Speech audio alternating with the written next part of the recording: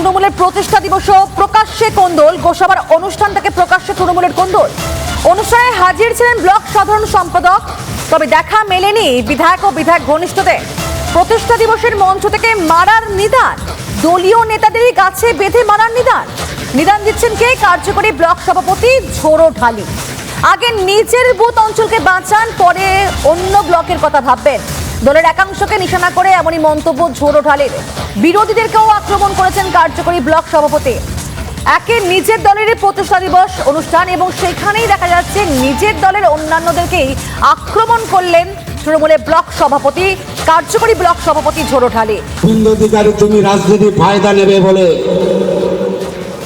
এখানে মিছিল বার করেছে হিন্দু বাঁচাও, আর আরেকদিকে আরেকটা কলির কেষ্ট বাইরেছে হুমায়ুন কবির মুসলমান বাঁচাও, আর আরেকদিকে একটা ছদ্মবেশী নায়ক বেঁচেছে নওশাদ সিদ্দিকী ইসলামকে বাঁচাও। এদেরকে গাছের গায়ে বাঁধা উচিত।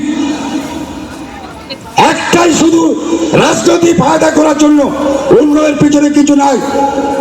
এদেরকে গাছের গায়ে বেঁধে ছেঁটা পেটা করা উচিত। আমার মনে হয় এই শুভেন্দু অধিকারীর মতো লোক যারা ধর্ম ব্যবসা করছে এদের ছেঁটা পেটা করা উচিত মায়েদেরকে দিয়ে। এই ঝোড়োঢালি হলো একটা রেজিস্টার্ড ক্রিমিনাল এবং তোলাবাজ। ওনাকে বলবো যে পশ্চিমবঙ্গের বিরোধী দলনেতা মাননীয় শুভেন্দু অধিকারীর বিরুদ্ধে কিছু বলার আগে নিজের চেহারাটা একবার ভালো করে আয়নায় দেখুন। আপনি গোসাবায় পাঠানখালী মানুষের উপর অনেক অত্যাচার করেছেন, কিন্তু আর নয়।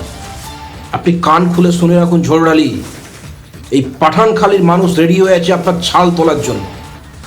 শুধু সময়ের অপেক্ষা। আপনার বোল হারিয়ে যাবে, আপনাকে আর খুঁজে পাওয়া যাবে না কিছুদিন পর।